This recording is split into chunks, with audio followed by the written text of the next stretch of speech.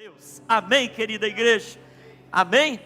Aproveite que você está em pé, vamos ler a palavra de Deus, Lucas capítulo 16. Obrigado, Ministério de Louvor, hoje liderado pelo André. Obrigado pela vida do André. Alguns estão chamando ele de Todd, é Todd, né? Todinho, né? Então, Deus continue abençoando o André e essa equipe toda aqui de louvor nesta manhã de domingo. Amém, igreja?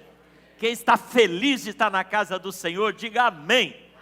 Você vai precisar pegar a Bíblia aí, porque o Ministério da Comunicação está reiniciando o computador lá, então não vai projetar essa leitura. Então pega a sua Bíblia aí, se tiver sem, junte quem está do lado. Antigamente a gente falava isso, né? Pega a pessoa que está do seu lado aí para ler com você. Lucas 16, versos 19 em diante, é a palavra de Deus para mim e para você. Quantos querem ouvir a palavra de Deus nesta manhã? Quantos querem entender e quantos vão obedecer? Digam amém. Então fiquem muito atentos. O culto pela manhã é um culto bem dinâmico, é um culto um pouquinho mais reduzido o tempo do que normalmente o culto da noite. Fique muito atento, as nossas crianças ficam conosco, você sabe que na manhã elas participam do culto aqui, depois vão para a escola dominical, então que seja de fato uma manhã de família. Lucas 16, 19, ora, havia certo homem rico, que se vestia de púrpura e de linho finíssimo, e que todos os dias se regalava esplendidamente. Havia também certo mendigo, chamado Lázaro, coberto de chagas, que jazia à porta daquele homem rico. E o 21 nos diz que ele desejava alimentar-se das migalhas que caíam da mesa do rico, e até os cães vinham lamber-lhe as úlceras. Aconteceu morrer o mendigo, e ser levado pelos anjos para o seio de Abraão. Morreu também o rico e foi sepultado no inferno, estando em tormentos, levantou os olhos e viu ao longe a Abraão e a Lázaro no seu seio. Então clamando disse: Pai Abraão, tem misericórdia de mim e manda a Lázaro que molhe em água a ponta do dedo e me refresque a língua, porque eu estou atormentado nesta chama. Disse porém Abraão: Filho, lembra-te de que recebeste os teus bens em tua vida, e Lázaro igualmente os males. Agora, porém, aqui ele está consolado e tu em tormentos. E além de tudo, está posto um grande abismo entre nós e vós, de sorte que os que querem passar daqui para vós outros não podem, nem os de lá passar para nós. Então replicou: Pai, eu te imploro que o mandes à minha casa paterna, porque eu tenho 5 irmãos, para que lhes dê testemunho, a fim de não virem também para este lugar de tormento. Respondeu Abraão: eles têm Moisés e os profetas, ouçam-nos. Mas ele insistiu: não, pai Abraão, se alguém dentre os mortos for ter com eles, arrepender-se-ão. Abraão, porém, lhe respondeu: se não ouvem a Moisés e aos profetas, tampouco se deixarão persuadir, ainda que ressuscite alguém dentre os mortos. Esta é a palavra de Deus para mim e para você nessa manhã de domingo. Quem recebe, diga amém. Se assente, querida igreja. Essa semana eu sofri uma torção, entorse no joelho. Eu estava fazendo uma atividade e o meu pé escorregou e eu virei de lado assim e doeu muito. Aí fiquei muito preocupado e faz compressa e põe primeiro gelo e não sei o que e tal. E agora mesmo eu estou com uma joelheira que a Keila me emprestou para diminuir um pouco a dor. E a Solange começou a me medicar, já falou que é para ir no médico fazer um raio-x, mas começou a medicar, segundo as orientações de tanta gente que tenta nos ajudar, né? Com um anti-inflamatório, né, bem? Um anti-inflamatório. E aí, esses dias eu tomava, diminuía a dor aparentemente, eu começava a fazer os exercícios, não sei se aquecia, e depois esquecia. Aí quando eu acordo de manhã, está doendo, eu tomo de novo. E eu fiquei pensando, querido e querida, nessa questão de remédios. Tem muitos remédios para aliviar a dor, para tirar uma inflamação, um antibiótico, para tirar uma infecção, que eles são excelentes. Mas, ô Cacá, ô Felipe, se a gente tomar o remédio fora de hora, por melhor que seja, não resolve o problema. Imagine o doutor Gustavo, cadê o doutor Gustavo? Estava aqui, está aqui. Doutor Gustavo, você fazendo uma cirurgia e o anestesista atrasou. E aí você fala, não, vou começar a cirurgia aqui, cortar, esse cirurgião, vou cortar aqui e ali. Quando o anestesista chegar, ele dá enfermidade, ele dá anestesia. Alguém se submeteria a uma cirurgia assim? De forma alguma. Porque a anestesia tem de ser dada na hora certa. O anti-inflamatório tem de ser aplicado na hora certa. Imagine você tomar um remédio extremamente eficaz. Ou você ministrar esse remédio para alguém que já morreu. Ah, mas funcionava tanto. Funcionava enquanto estava vivo. Falando um pouco não de doença, mas de outras áreas da vida.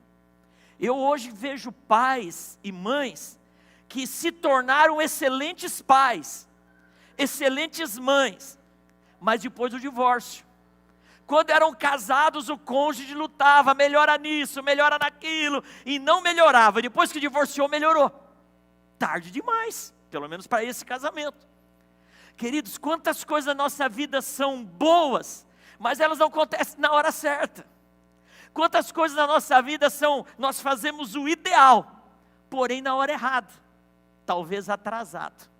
E eu quero nessa manhã, ter um tempo para falar de algo, que a gente fala muito pouco, que é sobre o inferno.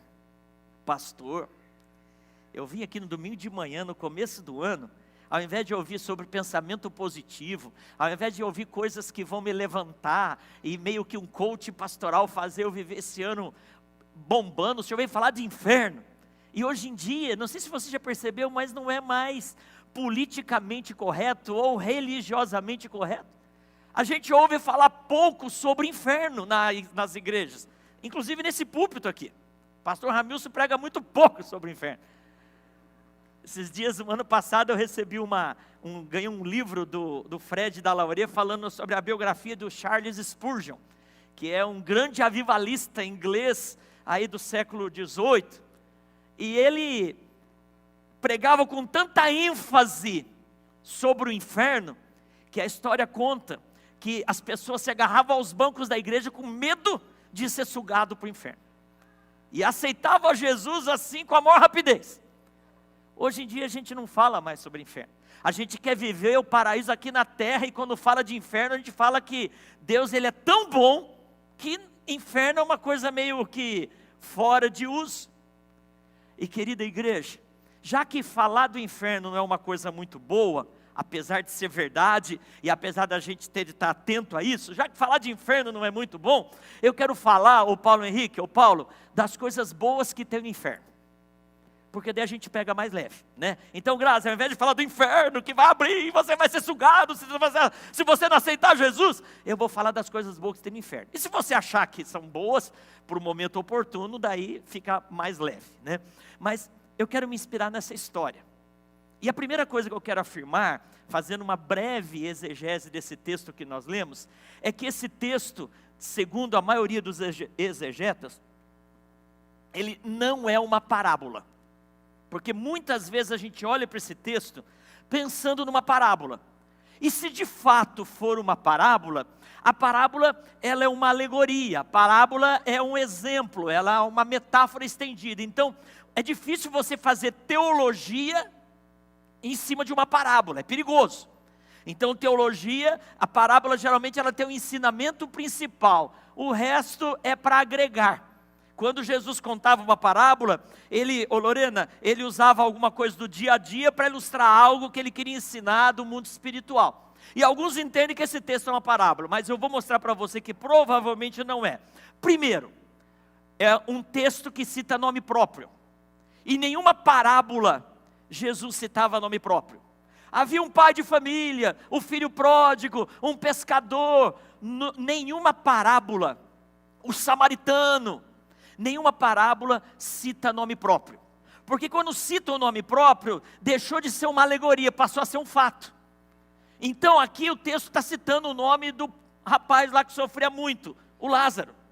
Outra coisa, a maioria das parábolas, elas começam dizendo: a quem eu compararei o reino dos céus? Com quem eu compararei o reino dos céus? Ou então, lhes propôs uma parábola. Essa história, ela começa dizendo: havia um homem. Então Jesus, Rodiva, ele não está contando uma parábola. Ele está contando uma história real. E aí você fala, então vai ser assim?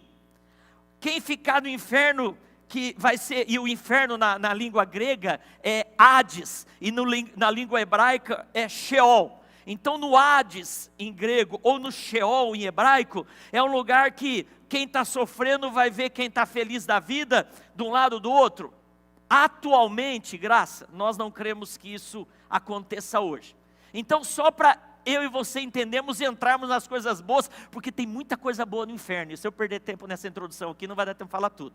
Mas, para você entender, quando Jesus conta essa história, e ele fala, havia um homem, provavelmente isso é um tempo cronológico do Antigo Testamento.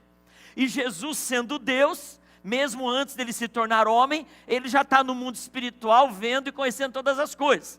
Então Jesus, ele está vendo o que está acontecendo no mundo espiritual, antes dele vir, se tornar homem e ir para a cruz.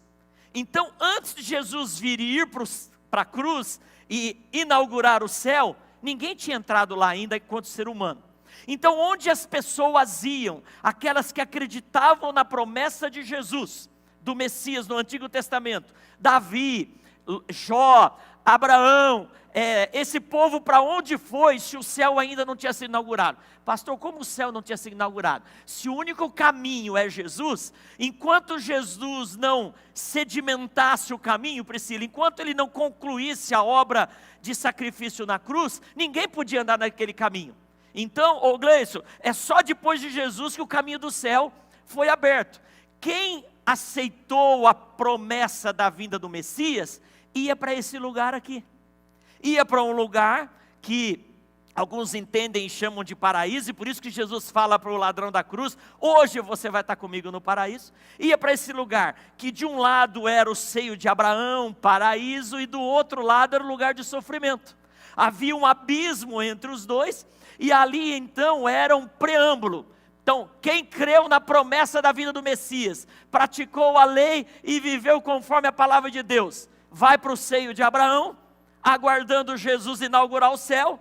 E aí o texto nos diz, eu não vou ler agora, mas lá em Efésios capítulo 4, você que está anotando, Efésios 4:8 fala que Jesus desceu às regiões profundas da terra e levou cativo o cativeiro, lá em Efésios 4, Fran, então Efésios 4, Efésios 4 está dizendo que Jesus, quando ele morreu, ele foi até esse lugar do Sheol, do Hades, e ele levou cativo o cativeiro. O Rômulo, é como se tivesse uma gaiola, e ele pega a gaiola e leva junto com ele. Ele levou a gaiola com ele, levou cativa o cativeiro, cativo o cativeiro. Então nós acreditamos, teologicamente falando, que quando Jesus inaugurou o caminho para o céu, que é ele mesmo, ele foi lá no Hades, e ele falou, pessoal que está no seio de Abraão, eu sou o cumprimento da profecia, então vocês creram em mim, vamos junto, e ele levou para o céu. Agora, hoje, nós não vamos mais para esse lugar intermediário, esse lugar de transição. Ô Eric, agora o texto nos diz, por exemplo, Paulo fala em 2 Coríntios 5:8, estamos em plena confiança, preferindo deixar o corpo e habitar com o Senhor. Ele fala em Filipenses 1:3, tendo o desejo de partir e estar com Cristo, o que é incomparavelmente melhor. Em 2 Coríntios 12, ele fala daquele homem, que todos acreditam que seja ele mesmo, que foi arrebatado ao terceiro céu. Então, nós cremos que atualmente, depois da vinda de Jesus, nós quando morremos, não vamos mais para um lugar de stand-by.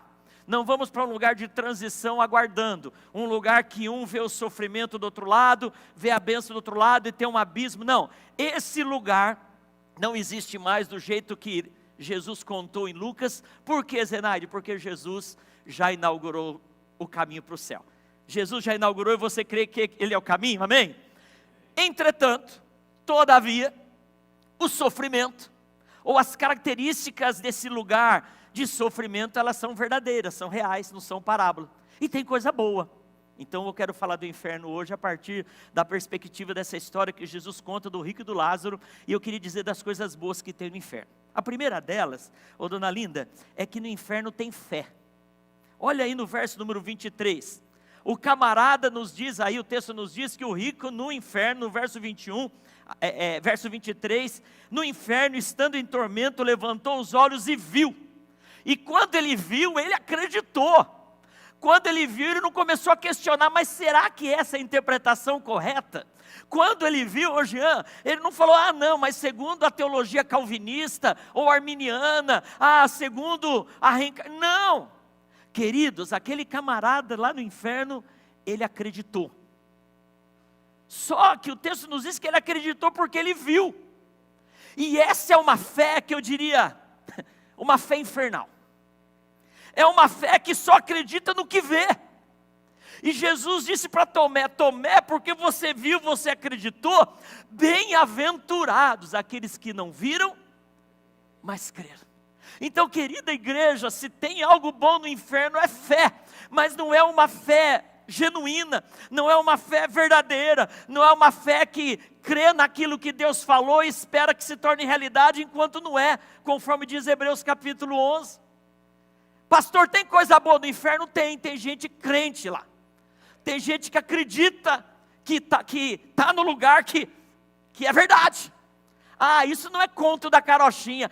Isso não é mito. Isso não é para ilustrar. Não! O camarada estava lá, ardendo, e ele viu que tudo aquilo era verdade. Tem uma coisa que tem no inferno, que é fé. Outra coisa que tem no inferno, que é preocupante, que muitas vezes não tem aqui na terra, é clamor. O texto nos diz no verso 24 que então ele clamando, pastor Ramilson, eu fico imaginando que momento pentecostal, que momento de intensidade. Clamor, segundo alguns textos na Bíblia, é comparado ao som de muitas trombetas sendo tocadas juntas. E querido, como a gente tem dificuldade aqui na terra de ter momento de clamor. Eu não sei se você já percebeu isso. A gente está orando e começa, Senhor abençoa e derrama, e a pessoa está ali, está na dela. Quando você começa a repreender o diabo, a pessoa começa a concordar com a sua oração. Já viu isso? Aqui em Goiânia quase não acontece, né, pastor? Na Metodista Central quase não acontece. Mas tem igreja que você vai, que você está orando e a pessoa está lá quase desmaiando. E eu quero em nome de Jesus repreender e falar, amém, amém. Isso é um clamor infernal. Queridos, quantas vezes eu e você temos a oportunidade de clamar? A boca fala do que está cheio o coração. Mas às vezes tem pessoas que saem da igreja sem ter aberto a boca, talvez porque o coração esteja vazio. Eu falo, cadê o Taldinho? Ô Taldinho, eu falo que às vezes o dirigente de louvor aqui fecha os olhos, talvez por espiritualidade, mas às vezes para não ver a apatia de alguns, porque é meio que contagiante. Se eu estou dirigindo louvor, eu olho eu desanimo. No inferno tem clamor. No inferno, onde o fogo não se acaba e o bicho não morre, as pessoas clamam. E clamor é uma coisa boa. Mas é igual uma anestesia depois que acabou a cirurgia, não adianta. É igual um antibiótico depois que a pessoa morreu de infecção, não adianta. Clamor, querida igreja, precisa ser hoje, aqui, agora. Clamor, eu preciso falar do que está cheio o meu coração. Clamor, eu preciso falar para Deus do que está a minha alma precisando. Então, quando você estiver na igreja, eu não estou falando que Deus seja surdo e que Ele só ouve grito, não. Mas eu estou falando que Jesus disse que a boca fala do que está cheio o coração. E quando você precisa, então fale, expresse para Deus, clame, abençoe as vidas através da oração. Sexta-feira nós estivemos aqui com 11 homens orando pela cruz, pela enfermidade, para que seja curada. E aí nós fizemos um vídeo e mandamos para ele. Ele ficou emocionado. O clamor, além de ser um canal de ligação direto com o Pai, ele abençoa aqueles que estão sendo alvos desse clamor, estão sendo objetos desse clamor. Então, meu irmão, minha irmã, clame pela sua esposa, clame a Deus pelo teu marido, expresse o que está no seu coração, porque se não fizer aqui, a gente vai aprender a fazer num lugar bem pior. No inferno tem fé, no inferno tem clamor, no inferno tem religiosidade. Olha o rico ardendo no fogo do inferno falando Pai Abraão. Pai Abraão era um termo religioso dos judeus. Eu imagino que se fosse nos dias de hoje, amantíssimo Deus, Senhor Criador, eu não estou falando que é errado isso, Mas falar isso fora de hora e no lugar errado não adianta nada. Pai Abraão, resolva essa situação. Manda o camarada. Observe que ele não está pedindo para sair de lá, mas ele está pedindo para o pai Abraão. Lembra, pai Abraão, que eu sou metodista de 3 gerações. Lembra, pai Abraão, que eu sou dizimista fiel. Lembra, pai Abraão, que eu fiz o Rota 66 13 vezes. Estou falando tudo coisa boa. Mas às vezes a gente faz na hora errada. Religiosidade, ter uma religião, ter uma igreja que identifica você é importante. Esses dias alguém veio me procurar no gabinete falando que estava mudando da nossa igreja para outra, porque ele entendia que rótulo não era importante, e ele estava numa outra comunidade. Eu falei assim, olha, se rótulo não for importante, você corre o risco de tomar veneno ao invés de vitamina. Você corre o risco de beber bebida alcoólica ao invés de refrigerante. Rótulo é importante sim, porque identifica o que está dentro. Então não estou falando que o rótulo tem sabor, não estou falando que o rótulo resolve o problema, mas estou falando que o rótulo aponta para a essência que resolve. E aí a pessoa falou assim, eu conheci uma igreja num outro lugar, e agora eu quero congregar nessa igreja aqui na cidade. Eu falei, você está indo atrás do rótulo. Eu não estou falando que religião não tem valor. Eu sempre digo isso, que se igreja, o nome fosse importante, eu não estava lá fora na chuva e no sol, o nome da igreja. Mas eu não posso me tornar um religioso. Eu não posso achar que usando uma linguagem de crente, o crentonês, eu não posso achar que usando uma linguagem bíblica é suficiente para resolver a minha espiritualidade. No inferno vai ter muita gente religiosa. Eu não sei, até se cumprimentando com a paz do Senhor e a graça e a paz. Mas talvez, e eu diria assim, talvez não, com certeza fora de hora. No inferno tem fé, tem clamor, tem religiosidade. No inferno tem reconhecimento da misericórdia divina. O verso 24, ele fala assim, tem misericórdia. Então clamando disse, pai Abraão, tem misericórdia de mim. Então aquela pessoa, aquele homem, ele reconheceu que Deus era misericordioso, e Deus podia aliviar o sofrimento dele se Deus quisesse. Hoje em dia, tem muita gente que não acredita na misericórdia de Deus. Tem muita gente que quando vê o outro falhando, quer que venha um fogo e um raio para consumir. Tem muita gente, querida igreja, que tem dificuldade de perdoar. Tem muita gente que perdoa, mas quer que a pessoa sofra tudo que ela sofreu. Tem muita gente que não consegue. Palavra misericórdia quer dizer a miséria do coração. Misericórdia, cardia. Quando as minhas filhas eram pequenas, a Keila está aqui, ainda é pequenininha, né, bem? Ontem mesmo ela estava falando isso com os filhos do pastor Ramilson, não, foi com a Carol, que ela estava falando que eu perguntei para o Vitor quem que era o pai chato ou a mãe legal, né? O pai e a mãe, sempre tem o que é chato é legal, o mais, que educa mais radicalmente ou não, e ela falou, lá em casa era o meu pai. Meu pai, quando ele olhava para nós, já começava começava no 2, não contava, e Keila, agora sou eu que estou pregando, dá licença, mas eu começava com meio, não, e eu como pastor, e o combinado em casa era o seguinte, olha, não deixa eu contar até 3, que se eu contar até 3, quando a gente voltar para casa, a gente vai sentar para conversar. E aí estava no culto, estava na igreja, e aí era 1, 2, 3, de acordo com a intensidade do problema ou a gravidade, 1, 2, 3 era mais rápido, era mais lento, mas não tinha 2,5, 2,7, era 1, 2, 3, segundo aquele, nem 1 ela ouvia. E aí, quando eu chegava em casa, às vezes minha mãe estava com a gente, eu falava para Keila, para a Giovana, vem aqui no quarto. E ela só, Dinei, você vai... Mãe, agora é a hora delas aprenderem. Aí eu sentava, explicava, fazia elas lembrarem do ocorrido, da regra, da quebra do princípio, e daí vinha aquilo que alguns chamou de multa, na época chamava de castigo, alguma coisa assim.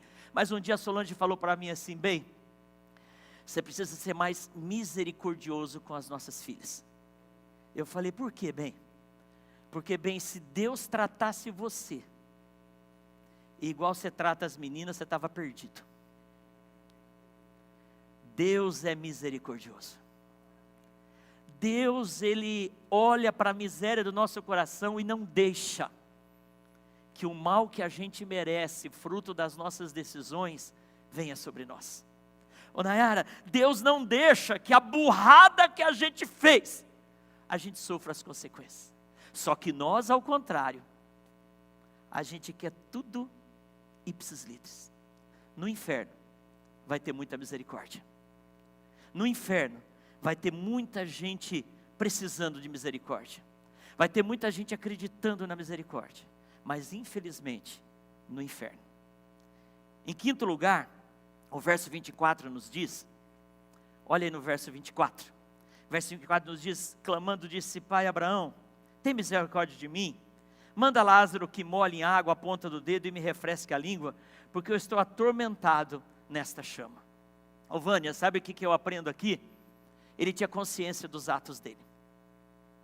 Ele tinha, ô Reinaldo, ô minha irmã Aparecida, o rico, ele tinha consciência que ele sofria em consequência das decisões que ele havia tomado. Eu estou lendo um livro do John Bevere que chama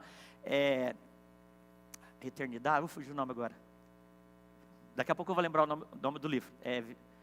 Vivendo pela Eternidade, alguma coisa assim. E ele conta uma parábola, uma ilustração do inferno, e ele está avaliando cada tipo de pessoa, que ele dá o nome lá, para falar por que elas foram para o inferno. É algo impressionante esse livro, trazendo essa realidade de como vai ser, numa linguagem lúdica, simbólica, mas falando de realidades profundas. E eu aprendo, querida igreja, que lá no inferno, a lei da semeadura vai se cumprir. O que o homem plantar, ele vai colher. Gálatas 6,17, não vos enganeis, de Deus não se zomba. Aquilo que o homem semear, isso também ele vai colher. Cada um de nós, Romanos 14,12, cada um de nós dará contas de si mesmo a Deus. Aquele homem está numa situação de prestação de contas, ele está numa situação de consciência dos atos, e ele tem consciência, ele tem a sensatez de falar assim: está acontecendo aquilo que eu escolhi na minha vida. No inferno, tem consciência dos atos, tem reconhecimento da misericórdia, tem religiosidade, tem clamor, tem fé, tem fogo. Ele estava queimando no fogo, e quando a gente fala para Deus mandar fogo, quando João Batista fala que o Espírito Santo batizaria com o Espírito, que Jesus batizaria com o Espírito Santo e com fogo, o fogo que Jesus manda é fogo que purifica, é fogo que, como ouro, torna ele mais puro. Mas no inferno também vai ter fogo, só que não vai ter chance de purificação, mas é um lugar que o fogo queima. No inferno, eu vou acelerar aqui um pouquinho, no verso 25, fala de justiça. Olha o verso 25, agora porém, aqui ele está consolado e tu em tormentos. Deus fala através de Abraão, na figura de Abraão, filho, lembra-te que você recebeu os teus bens em vida e Lázaro igualmente os males. Agora aqui ele está consolado e você em tormento. Justiça, no lugar de justiça no inferno. Estabilidade. Tem muito crente instável. No céu vai ser um lugar no inferno vai ser um lugar de estabilidade. Tanto é que ele fala assim, olha, quem está aqui não pode ir para lá, e quem está lá não pode vir para cá. É definitivo. Entrou, passou, é para sempre. No inferno tem estabilidade. No inferno tem dependência. Pai Abraão, eu te imploro. O rico não implora nada, o rico compra, de forma geral. Por isso que Jesus falou que é difícil para o rico entrar no reino dos céus, porque para entrar no céu tem de ser graça. E o rico, ele não aceita nada de graça, ele quer comprar tudo, porque ele aprendeu a se relacionar na vida comprando, com valor. E agora o camarada que viveu a vida comprando, ele está implorando. Que viveu a vida pagando, ele está pedindo. No inferno tem lugar de dependência. Queridos, deixa eu te falar uma outra característica aqui para eu terminar. No inferno tem preocupação com a família. Ele está lá e ele fala, eu tenho 5 irmãos que não morreram ainda. E olha só que cara, eu não quero que eles venham para cá. Já que comigo não tem mais jeito, pai Abraão, estou preocupado com meus irmãos. Estou preocupado com os meus irmãos para que eles não sofram o que eu estou sofrendo. Ah, se a gente tivesse essa preocupação com os nossos familiares. Ah, se a gente se preocupasse com os nossos pais já envelhecidos. Ah, se a gente se preocupasse com os nossos filhos, com o nosso cônjuge, com essa intensidade. Ele não está mais pedindo nada por ele, ele está pedindo pela família dele. No inferno tem preocupação com a família. Então a decisão é nossa, ou a gente se preocupa agora, ou a gente vai se preocupar depois. Só que se preocupar agora tem chance. Ô Maria Helena, o texto nos diz que ele está preocupado. Sábado que vem, nós vamos ter um dia para Jesus. Estamos começando com tudo, em nome de Jesus. Lá na Igreja Metodista em Goianira. Vamos ter convidado especial lá, um cantor especial, né pastor? Né Romero? Vamos evangelizar, levar brincadeira, levar a equipe médica, advogado, o nosso Ministério de Expansão Missionário, o Fred está à frente disso. Procure o Fred, ou a mim, ou o pastor Ramil. Sábado que vem, nós vamos passar o dia lá em Goianira, sabe fazendo o quê? Evangelizando. E quando eu falo isso, talvez muitos pensem assim, sábado eu vou descansar. Sábado que vem eu tenho de passear com a minha família, coisas legítimas. Mas no inferno, vai ter preocupação com a evangelização. O texto nos diz que eles falam assim: pai Abraão, manda um desses que estão aí do seu lado, voltar para dar testemunho, para que mais pessoas sejam livres deste lugar. Você está preocupado com a salvação de pessoas? Eu e a Solange, nós temos um casal de sobrinhos, né? A Paty e o Johnny. Ela é filha da irmã da Solange, da Rejane. A Paty e o Johnny estiveram aqui ano passado, em agosto, naquele evento nós tivemos a conferência missionária. Eles estão se preparando, ela está fazendo a última prova agora de inglês, e ela com ele estão inclusive atrás de mantenedores, você pode ser um deles, a igreja já está fazendo isso como igreja, e eles estão indo para a Índia, para a região de Silicuri, parece que é assim que chama, que fica lá perto do Tibete, numa região da Índia. E eles estão indo para lá, num lugar que está proibido pregar o evangelho, as leis estão endurecendo, e os cristãos estão sendo cada vez mais perseguidos na Índia. Ele vai como treinador de futebol, ele aprendeu, fez um curso na CBF, para ser treinador. Ele está treinando um time lá na igreja, em Uberlândia, onde ele está morando, lá na cidade. E ele vai como treinador de futebol, porque brasileiro, lá na Índia, é bem visto no quesito futebol. E ela vai como professora de inglês. Eles não vão ter uma igreja como nós para congregar, e eles vão trabalhar o discipulado para levar salvação para aquele povo. E eu e você, muitas vezes, nem sequer oramos por essa causa. No inferno vai ter gente preocupada com o evangelho. Manda os missionários. Pai Abraão, manda um missionário avisar lá na terra, no meio dos vivos. Querida, eu quero concluir falando que no inferno tem palavra de Deus. Quando está escrito respondeu Abraão, aqui é a tipificação da palavra de Deus. No inferno a palavra de Deus é anunciada. No inferno tem perseverança. O camarada insistiu, quando Abraão falou que não dava, ele insistiu. Olha no verso 30, insistiu mais, não pai Abraão, se alguém dentre os mortos for como missionário, eles vão se arrepender. Tem preocupação com arrependimento. Enfim, querida igreja, você já entendeu? Já entendeu? Eu não quero aqui falar, não tenho nem a ousadia de me comparar com Charles Spurgeon, que Deus usava tanto que o povo ficava com medo que a terra fosse abrir e o inferno sugar as pessoas pecadoras. Mas eu queria, a começar de mim, pensar um pouco sobre isso. Eu queria convidar você a refletir um pouco sobre o inferno, que é verdade, que não é conto da vovozinha, que é real, porque se não for, Jesus é mentiroso, e se eu tiver um salvador mentiroso, aí eu estou perdido. Se o inferno não existir, tudo que Jesus fez é mentira. A Bíblia fala que no inferno, um dia todo joelho vai se dobrar. Atente para isso, está escrito na Bíblia, o apóstolo Paulo fala, todo joelho vai se dobrar. Hitler, Mussolini, e para não falar dos governantes atuais, do passado, do presente, do futuro, todos vão se dobrar. Os que se diziam crentes, os que eram crentes ou os que não eram, todos vão se dobrar, para falar que Jesus é o Senhor. Não tem outro Senhor, Ele é o Senhor do universo. E um dia, Alex, Divina, todo joelho vai se dobrar, toda boca vai confessar que Jesus é o Senhor. Mas hoje, a gente tem a oportunidade de declarar que, além do Senhor, Ele é o Salvador. No inferno não vai ter mais essa opção. No inferno, com tanta coisa boa, não vai ter salvação, que é a mais importante.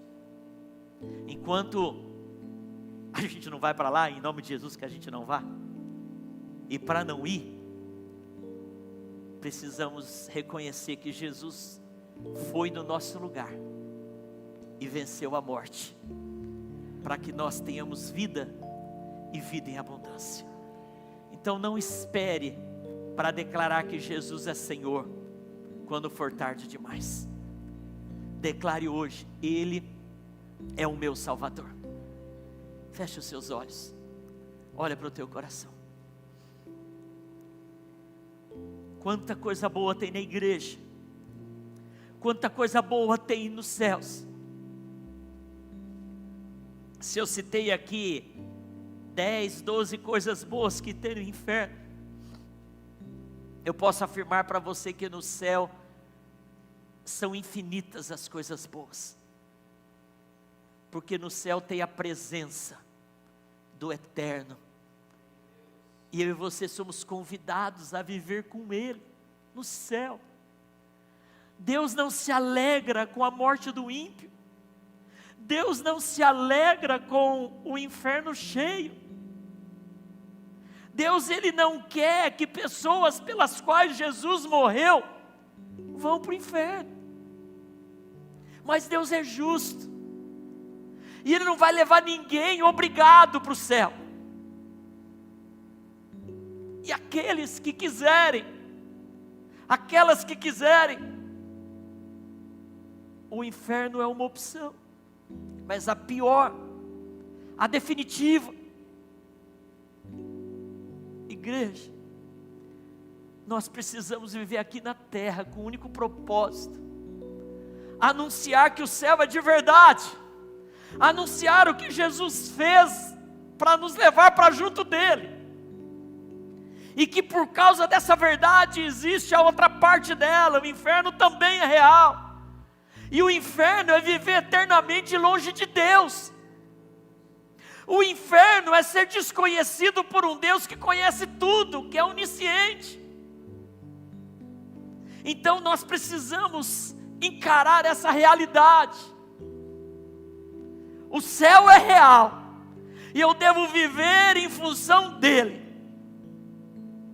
mas o inferno também é. E eu quero convidar você a não esperar a eternidade no inferno para declarar que Jesus é o Senhor, mas começar declarando que Ele é o seu Salvador. Ele é o seu Salvador. Pastor, o que eu preciso fazer? Declarar isso, confessar com a tua boca e deixar Ele tomar conta da sua vida. É simples, é uma matemática simples, porque tudo que era complexo Ele já fez na cruz. Eu quero convidar você a ficar em pé aí no seu lugar. E eu quero convidar você a, junto comigo, reconhecer Jesus como Senhor, Senhor e Salvador. Salvador e Senhor. Quando o anjo anunciou aos pastores que em Belém havia nascido Jesus, ele disse: não temais, eis que eu vos trago boas novas de grande alegria, que será para todo o povo. Nasceu o Salvador, que é Cristo, o Senhor. Senhor Deus, eu orei e pedi a tua direção. Tu sabes o quanto eu quis ser instrumento aqui, Pai, mas as minhas limitações, Pai, me impedem de ir além. Então, Deus, que Tu mesmo agora haja no coração do meu irmão, da minha irmã, que Tu mesmo, Senhor, faça a Tua obra, que só o Senhor pode fazer, Pai, em nome do Senhor Jesus. Enquanto nós somos ministrados no louvor, o altar é para mim e para você que quer renovar a sua fé, para você que quer reafirmar a salvação em Jesus, para você que quer entregar a sua vida para Ele, se reconciliar, quem sabe. Ministério de oração, ministério pastoral, nós vamos orar por você rapidamente. Se você quiser, o altar é o melhor lugar para isso.